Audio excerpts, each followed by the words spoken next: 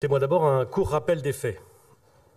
Après les événements du 1er décembre, le gouvernement a mis au point une nouvelle stratégie de maintien de l'ordre pour s'adapter à l'évolution et à la radicalisation des manifestations.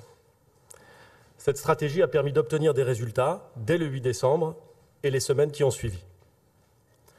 Toutefois, l'analyse en profondeur des événements survenus à Paris samedi dernier montre que cette stratégie n'a pas été correctement exécutée et que la conduite des opérations a connu des dysfonctionnements dans certains quartiers. Les polémiques sur l'usage des lanceurs de balles de défense ont conduit à ce que des consignes inappropriées soient passées pour réduire leur usage. La mobilité et la réactivité des forces de l'ordre, leur orientation vers l'interception, très utile en décembre, ont manqué dans la conduite des opérations.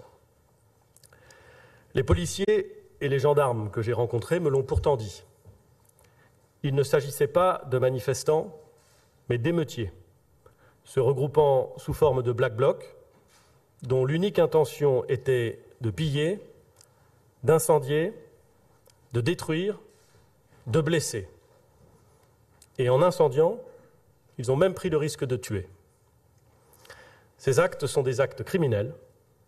La réponse du gouvernement doit donc être forte.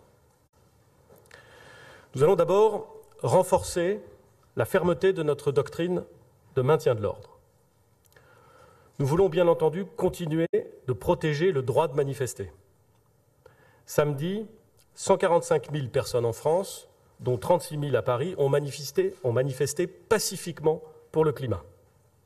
Et nous voulons évidemment qu'il en demeure ainsi.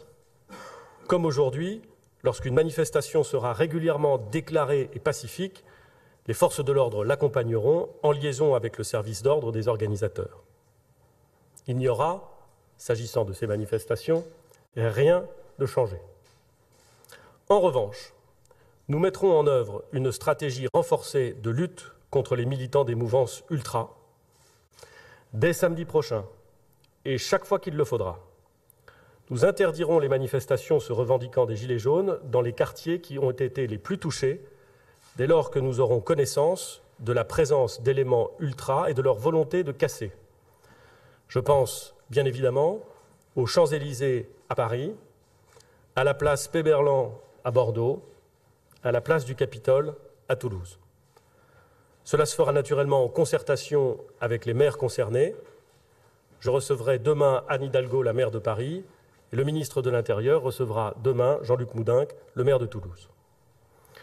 Dans ce cadre, nous procéderons à la dispersion immédiate de tous les attroupements pour obtenir l'efficacité sur le terrain que nous n'avons pas obtenue samedi.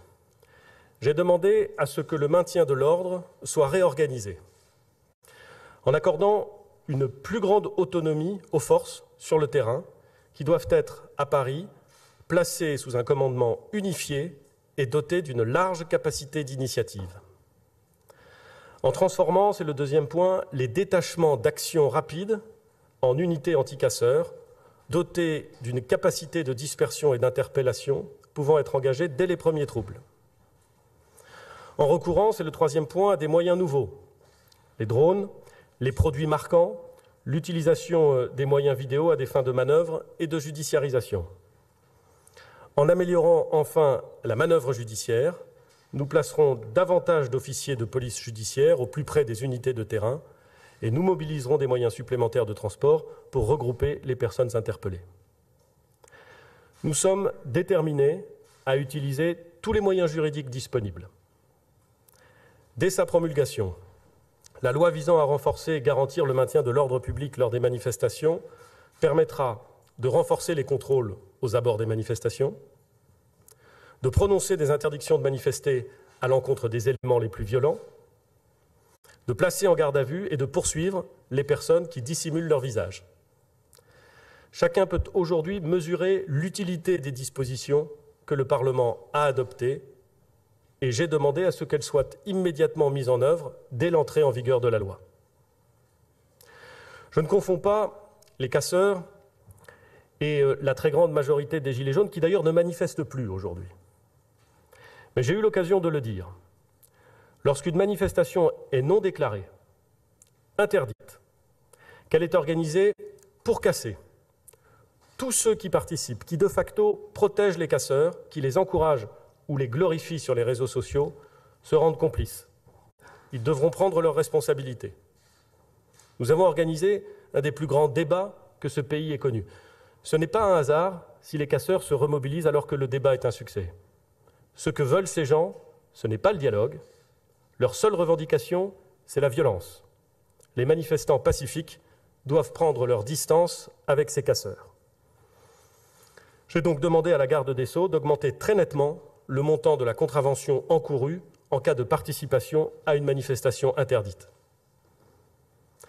Un certain nombre de personnalités, et je mets personnalités entre guillemets, ont encouragé et légitimé les violences et continuent à le faire sans vergogne. J'ai demandé au ministre de l'Intérieur de saisir systématiquement la justice à leur encontre en utilisant les dispositions de l'article 40 du Code de procédure pénale. Enfin, samedi, à Paris, 27 commerces ont été pillés et 124 dégradés. À Toulouse, à Bordeaux, à Montpellier, à Saint-Étienne, dans bien d'autres villes encore, trop de commerçants, depuis mi-novembre, ont vu leur outil de travail saccagé. Un plan de soutien a été décidé et j'ai demandé au ministre de l'Économie et des Finances de le renforcer. Il reçoit en ce moment même les représentants des commerçants. Par ailleurs, j'ai demandé à l'agent judiciaire de l'État de rechercher systématiquement la responsabilité financière des fauteurs de troubles. Cette nouvelle stratégie se traduira par des mouvements à la tête de la préfecture de police. Mercredi, en Conseil des ministres, le président de la République nommera préfet de police M. Didier Lallemand, ancien secrétaire général du ministère de l'Intérieur, actuel préfet de la Nouvelle-Aquitaine. Le ministre de l'Intérieur lui adressera une lettre de mission claire et il lui reviendra de nous proposer rapidement les changements nécessaires dans son équipe. Un dernier mot pour nos forces de l'ordre, pour nos sapeurs-pompiers, dont je veux à nouveau saluer l'engagement et le professionnalisme. Je sais qu'en leur demandant plus de mobilité, nous les exposerons à des contacts plus durs. Je veux leur dire que leur protection sera notre priorité et fera partie intégrante de notre plan et des manœuvres qui seront envisagées. Je sais pouvoir compter sur eux et je sais que même sous la pression, ils continuent de faire preuve de maîtrise et d'exemplarité. J'attends que le pays tout entier se regroupe derrière eux. Je vous remercie.